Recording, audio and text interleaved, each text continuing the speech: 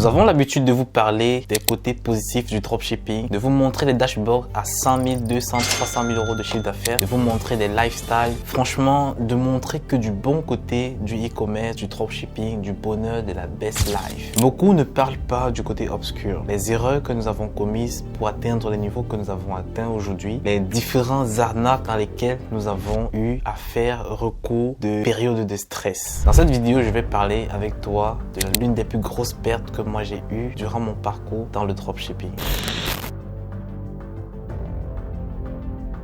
Je m'appelle Ulrich Boris, entrepreneur spécialisé dans le domaine du e-commerce, du trading, de l'investissement boursier. Alors, sur cette chaîne YouTube, nous parlons de construction de boutiques en ligne, des stratégies que tu pourras mettre en application dès à présent pour avoir des revenus passifs tous les mois et afin d'atteindre ta liberté financière. Si cette thématique t'intéresse, je t'invite à cliquer sur le bouton t'abonner en rouge et d'activer la cloche de notification afin de rester connecté à la chaîne pour ne pas rater les prochaines vidéos. Ça fait aujourd'hui 5 ans que je suis dans le domaine du e-commerce, plus précisément du dropshipping. Alors, ça n'a pas toujours été facile pour moi parce que j'ai eu beaucoup de difficultés au départ avant d'avoir des chiffres que vous voyez sur cette chaîne YouTube. Alors, nous montrons toujours le côté positif, mais je pense que chaque entrepreneur qui a eu un parcours à succès dans ce secteur a toujours eu des périodes vraiment obscures. Alors, aujourd'hui, je vais partager avec toi une grosse partie de mon parcours qui a été vraiment blessant et choquant pour moi. Alors, c'est cette partie qui m'a motivé à aller encore plus fort, à travailler plus dur pour atteindre mes objectifs. Je partage cette période difficile avec vous aujourd'hui parce que j'aimerais un peu me mettre à votre place et vous faire comprendre que j'ai eu à passer ces périodes aussi difficiles que vous passez en ce moment. Tous les débutants, les personnes qui triment à avoir des résultats, les personnes qui sont dans des atroces galères aujourd'hui. Je peux vous persuader que tous les entrepreneurs que vous voyez en ligne aujourd'hui qui ont du succès sont passés également par les mêmes étapes que vous. Alors, si nous vous donnons des conseils aujourd'hui, ça veut dire que ce sont des conseils que nous avons appliqués dans nos propres vies, qui ont marché et je pense que ça devrait aussi marcher pour vous. Alors pour ma petite histoire, j'ai commencé le dropshipping en fin 2018, début 2019 et j'ai trimé presque 1 an et demi avant de commencer à avoir des résultats. J'ai commencé à avoir des résultats en 2020, donc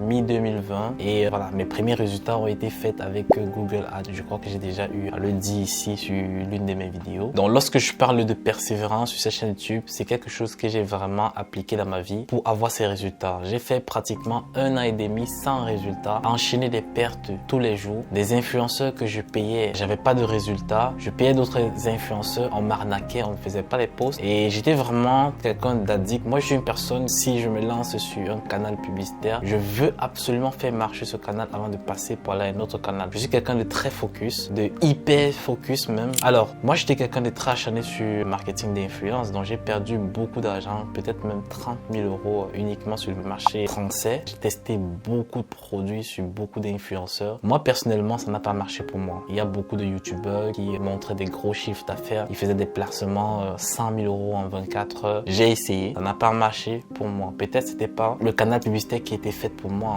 Donc, jusqu'aujourd'hui, je sais que ça a été une expérience tout simplement que j'ai acquise et j'en suis fier. Je suis passé par là. Ça m'a permis d'avoir des compétences dans le relationnel parce qu'il faut savoir que le marketing d'influence est beaucoup plus relationnel. Entrer en contact avec les influenceurs, négocier des contrats, faire des placements. Donc, j'ai une grosse expérience là-dedans. Alors, en avril 2020, plus précisément, au début du coronavirus, c'était une période vraiment très folle. Je crois que tout le monde était bloqué chez soi et il y avait beaucoup d'idées de business qui circulaient de partout. Moi, personnellement, je me suis assis, posé chez moi. Je me suis dit, OK, quel est le produit que je peux vendre en ce moment-ci là, qui va cartonner? Il y avait beaucoup de produits qui marchaient. J'ai eu des amis qui ont fait plus de 500 000 euros avec les masques. C'est vrai que c'était interdit, mais au début du coronavirus, il y avait une totale liberté pour ce produit et les produits hydroalcooliques, les gels hydroalcooliques. Donc, tous ces produits-là étaient vendables facilement. Et j'ai eu des amis qui ont fait plus de 500 000 euros avec ces produits. Moi, personnellement, je me suis dit, OK,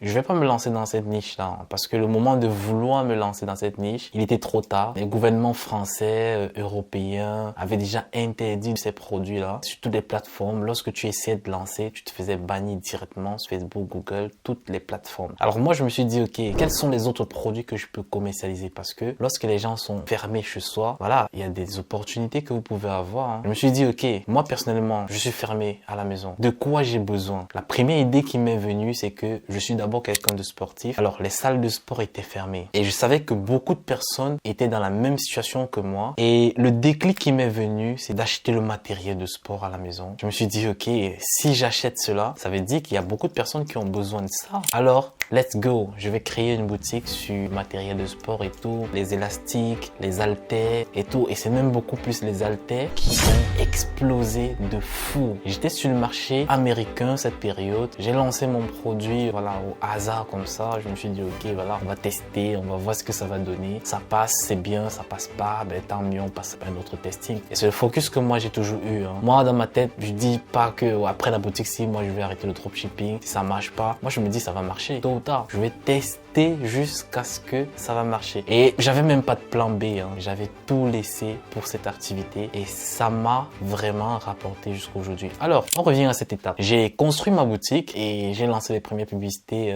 voilà, sur le marché américain. Et dès le premier jour, j'ai commencé à avoir les premières ventes. Deuxième jour, troisième jour, j'avais les ventes qui ne faisaient que s'augmenter. Et lorsque je doublais le budget publicitaire, les ventes explosaient. Je me suis retrouvé à avoir du chiffre d'affaires de 23 000 à 30 000 euros de chiffre d'affaires par jour. Et tout d'un coup, j'étais vraiment bloqué au niveau des agents. J'avais un agent qui travaillait avec moi, mais il ne parvenait plus à tenir le coup et il est tombé malade, lui. Voilà, c'est comme ça que j'avais plus d'agents. J'ai cherché dans tous les coins et c'était une période où très peu de personnes pouvaient te donner les contacts de leur agent. Alors pour ceux qui ne savent pas, un agent, c'est une personne qui est située en Chine et qui se charge d'expédier tous les colis que vous allez avoir comme commande sur votre boutique directement au client. Et il accélère le processus de livraison en utilisant des logistiques un peu plus appropriées. Alors c'est comme ça que en même temps je suis en train de chercher un nouveau agent. En même temps j'ai les ventes qui ne font que s'accumuler. Je me retrouve en train de faire 20 000 euros de chiffre d'affaires par jour. Donc c'est-à-dire je jouais sur le temps. Hein. J'avais des très énormes de commandes, beaucoup de commandes par jour. Vous pouvez imaginer 20 000 euros de chiffre d'affaires par jour. Ça vous donne des commandes qui partent à plus de 500 par jour. Alors je me suis lancé dans les groupes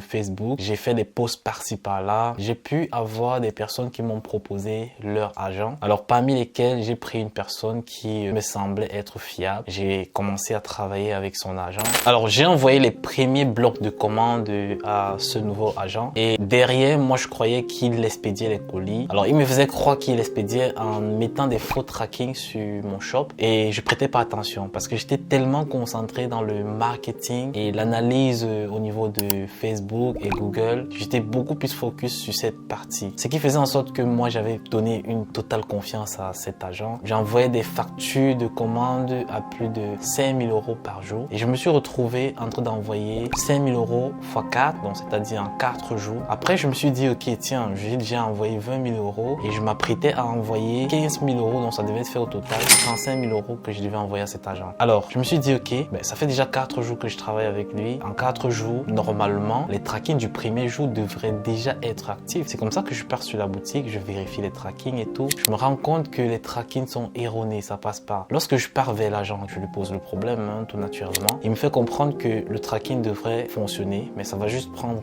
un peu plus de temps. Je me suis dit, tiens, ça c'est quelque chose que j'ai jamais vécu dans ce domaine. Voilà, ça faisait déjà 2 ans que j'étais dans le secteur, mais j'avais pas encore eu à vivre ce genre de situation. Je me suis dit, ok, peut-être ça peut être vrai. Je vais laisser un jour encore. Je vais pas payer, mais je vais laisser passer un jour pour voir ce qui va se passer. C'est comme ça que je laisse passer le 5e jour. Le 6e jour, je check encore les trackings précédents du premier jour et je me rends compte que ça fonctionne toujours pas. J'entre en contact avec l'agent et là maintenant j'étais vraiment en colère. Il me fait comprendre que voilà, les trackings, si ça marche pas, c'est que c'est pas de sa faute, il peut rien faire. Ben, je lui dis écoute mec, tu vas me rembourser mon argent là. Moi je t'ai payé pour que tu fasses un travail efficace et j'ai jamais eu à travailler avec un agent qui a mis des trackings faut sur la boutique. Donc là, tu me rends mon argent. Il m'a fait comprendre que ça pourrait pas se faire. Il m'a bloqué sur Skype, il m'a bloqué sur les réseaux. Donc voilà, et c'est comme ça que jusqu'aujourd'hui, je n'ai plus eu de traces de mon argent. 20 000 € partis en 5 jours. Alors peut-être pour les gros dropshippers qui sont en train de voir cette vidéo, ils vont se dire c'est simplement 20 000 €, hein, ben, tu vas pas faire tout un plat. Sachez que moi c'était ma deuxième boutique qui marchait bien dans le dropshipping, c'était mes débuts, donc j'étais pas encore habitué à faire des transactions énormes comme ça. C'était mes premières expériences avec des gros chiffres d'affaires, ce qui fait en sorte que voilà, ça m'a un peu déstabilisé pendant une période, mais je devais garder le moral haut afin de continuer à tenir la boutique jusqu'à la fin. En même temps, j'ai pas essayé de m'apitoyer sur moi hein, et de chercher les pots par-ci par-là. Non, directement le 7e jour, je me suis mis à chercher un nouveau agent très rapidement. J'ai trouvé un bon agent, j'ai commencé à expédier les commandes tout doucement, en checkant, et voilà, c'est comme ça que j'ai trouvé un très bon agent aussi avec lequel je travaille depuis 2 ans. Jusqu'aujourd'hui, je travaille toujours avec lui et franchement, il fait un travail magnifique. Alors, j'avais réalisé à cette période, cette boutique-là, j'avais réalisé 457 000 € de chiffre d'affaires et c'est mon plus gros produit, c'était les haltères. Donc, c'est ce produit qui m'a pratiquement rapporté 70% de mon chiffre d'affaires. La leçon que nous pouvons tirer dans cette expérience, c'est que nous devons faire attention avec les personnes que nous travaillons, que ce soit les partenaires, que ce soit les agents AliExpress, que ce soit des employés même que vous mettez dans votre système. Ces personnes peuvent vous faire des coups bas. Donc, vous devez à la limite tester ces personnes et approuver leur loyauté sur le long terme. C'est en travaillant avec une personne sur le long terme que vous pouvez vous dire, ok, je suis avec une personne loyale, une personne qui peut porter mon entreprise même à ma place, même si le long terme ne nous rassure pas sur le type de personnalité avec lesquelles nous travaillons. Nous sommes obligés de dealer dans ce écosystème assez atroce où vous pouvez vous faire arnaquer tout le temps, vous pouvez avoir des pertes énormes. Alors c'est ça qui fait aussi le côté pétillant du game hein. Lorsque tu as des coups bas comme ça te redonne du punch pour te relever avec une très grosse force pour tout détruit sur ton passage. Pour toutes les personnes qui se lancent dans le e-commerce en ce moment, sachez que vous allez traverser des périodes difficiles et vous devez accepter cela. Dès le départ, avant de vous lancer dans le dropshipping ou bien le e-commerce ou bien tous autres business, sachez que en tant qu'entrepreneur, vous êtes une personne qui résout des problèmes. Donc à chaque problème qui va venir s'interposer sur votre route, vous devez trouver une solution pour traverser ce problème. Vous allez toujours avoir des difficultés, des arnaques, les mauvais employés, les mauvais partenaires, vous allez avoir des coups durs de partout. Mais si vous êtes une personne assez éveillée, vous allez diminuer le taux des obstacles que vous allez avoir sur votre chemin. Moi, personnellement, j'ai pas eu beaucoup d'obstacles parce que déjà de 1, le partenariat, j'en fais pas vraiment beaucoup. Je préfère avoir des employés que d'avoir un partenaire. Dans le business du dropshipping, pour moi, le partenariat, ça ne sert pas. Ça n'a pas d'une très grosse utilité. Et c'est encore plus mauvais parce que, voilà, vous divisez le business en deux. Et le plus souvent, lorsque tu alloues 50% des tâches à une autre personne, il le fait pas vraiment, ou bien s'il le fait au début, un moment il va lâcher prise et il voudra toujours avoir 50% des résultats. C'est la raison pour laquelle je préfère faire chemin seul et réaliser le chiffre d'affaires que je peux réaliser de mon plein potentiel. S'il advient que j'atteins des chiffres vraiment énormes, je prendrai toute une grosse équipe pour continuer à fonctionner avec eux. Si cette vidéo t'a plu, laisse-moi un pouce bleu afin de donner la possibilité à YouTube de promouvoir cette chaîne YouTube et cette vidéo particulièrement. Et dis-moi en commentaire les erreurs que toi, tu as déjà commises. Moi, j'aimerais aussi savoir, voilà, partage avec nous les différentes erreurs et surtout les solutions. Comment est-ce que tu as pu traverser ces étapes? Et on se dit à la prochaine vidéo.